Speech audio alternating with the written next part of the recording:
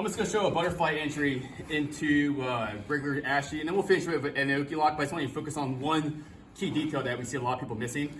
So we're in here, my elbows wanna start in so that I can fight for inside control. If my hands are out, Billy can just rush right in, and start flattening me out and controlling my hips.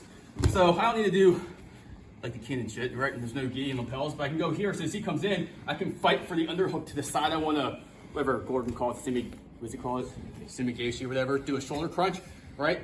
And this is gonna at least allow me to control a head and arm, so I can pause him here, and then at this point, he's gonna keep coming through, so I need to get my hips under him even quicker. So I'm gonna basically just pull him up over me, but really just sink my hips in as I kick him out. You see how I did that? And the shoulder that I'm falling to, that I've trapped, is the side I'm gonna try to do the sweep. And so as I do that, naturally, he's gonna move this knee out more, and then post up on this leg so you can prevent the sweep, right?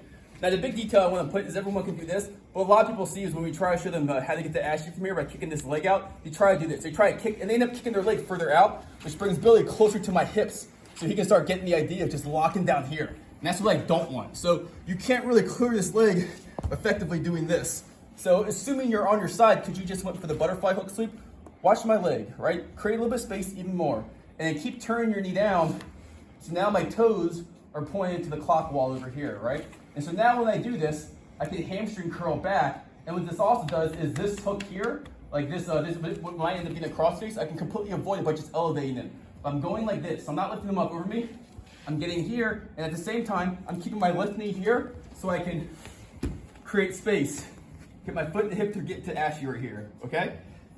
Close my legs together. Now, let's skip the idea that Billy's gonna roll forward, but let's just say it's just like a basic bitch, right? And he's just sitting here, and he starts trying to pressure in.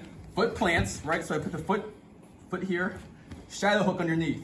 Control the knee, or you got my Aoki or ankle lock grip, and then I can shift him back. I'm gonna avoid putting the foot here right away until I get my grip. I'm gonna control this far hip so that if he tries to hip into me or sit up, I can use my knee to drive in.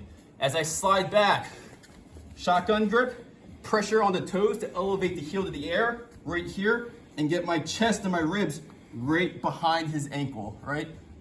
Rear naked choke grip. When I'm doing the rear naked choke, this isn't for security, this is for leverage so I can turn the steering wheel like that. So I'm basically doing elevating and turning turning clockwise, okay?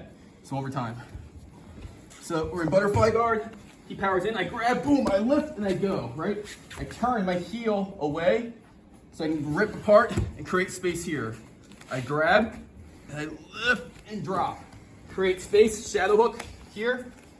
And it's just lift, pressure on the toes. And you gotta really play with this grip, it takes a while, but once you get here, it doesn't need to be deep. It can be a shotgun here, rear naked like this, and then just pinch your elbows back, elevate and rotate. You can see he's already lifting his heels off. You gotta be real careful for this because it looks like an ankle lock, so that you need to control his hips so they don't try to spin and get their knee just blown out, right?